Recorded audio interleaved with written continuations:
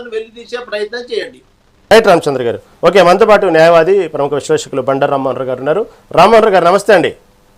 నమస్కారం రహీం గారు. రామ్మోహన్ గారు, రామచంద్ర గారు చెప్పినట్టు 80వ స్వాతంత్ర దినోత్సవ వేడుకల్లో మన యొక్క దేశ యొక్క ప్రగతి, సాధించిన విజయాలు, భవిష్యత్తు ప్రణాళికలు, మన భారతదేశం ఏ విధంగా ప్రపంచాలతో పోటీ పడుతుంది, ఇలాంటి మాట్లాడాల్సిన సందర్భంలో మన భారతదేశంలో ఉన్నటువంటి వ్యక్తుల గురించే, మన భారతదేశంలో ఉన్నటువంటి యువతుల గురించి, పబ్లిక్ల గురించి మాట్లాడుతూ దిమాగీ నక్సల్స్ అనే వ్యాఖ్యలు అది కరెక్ట్ అయిన ప్లాట్ఫామ్ అయినా వాడొచ్చా, అసలు దేన్ని ఉద్దేశించి ఆ వ్యాఖ్యలు, ఆ మాట అన్నారు మోదీ గారు, ఏమంటారు?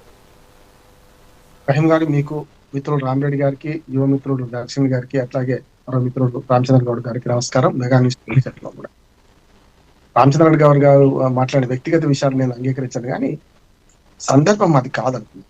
సందర్భం అది కాదు, ఆ మాట కూడా కరెక్ట్ కాదనుకున్నాను. ఎందుకంటే ప్రజాస్వామ్యంలో హింసకు తావు లేదు. మన ఇక్కడ కూర్చున్న నలుగురంతో సహా ప్రేక్షకులు కానీ ఎవరైనా ప్రజాస్వామ్యంలో తుపాకీ గొట్టం ద్వారా రాజ్యాధికారం సిద్ధిస్తుందని తప్పు మాట. రాజ్యరహిత సమాజం కూడా ఉండదు. మార్క్సిజంలో ఏముంటుందంటే రాజ్యరహిత సమాజం కళ, సాధ్యం కాదు. నక్సలిజం రాజ్యం వచ్చినప్పుడు నక్సలైట్ల పెద్దోడు ఇప్పుడు తాలిబాన్ రాజ్యం వెళ్తలేరా మనకు ఆఫ్ఘనిస్తాన్ లో? తాలిబాన్ కూడా ఉన్నారు కదా. ఇంకా ఏ రాజ్యమైనా రాజ్యం లేకుండా సమాజం ఉండదు. అది కళ అంటున్నాను.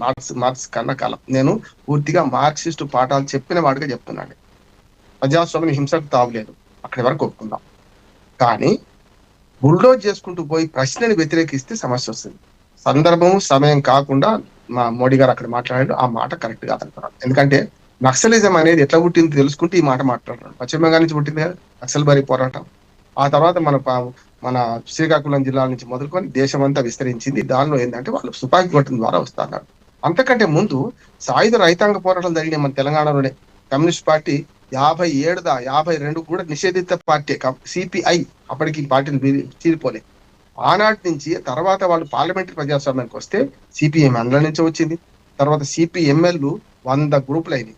పెద్ద గ్రూపులు అంటే పీపుల్స్ వారు, ధర్మల్ నాగిరెడ్డి గ్రూపు, వెంకటేశ్వరరావు డివి గ్రూపు, అట్లాగే మనకు జనసేన, నేను మన జనశక్తి గ్రూపు, ఇవన్నీ చూసాం కదా మనం. నేను 50 ఏళ్ళు నా చుట్టుపక్కల మొత్తం నక్సలిజం ప్రాంతాల్లో గడిపిన వాడిని, జర్నలిస్ట్ గా వాళ్ళతో ఇంటర్వ్యూ చేసిన వాడిని స్పష్టంగా చెప్తాను.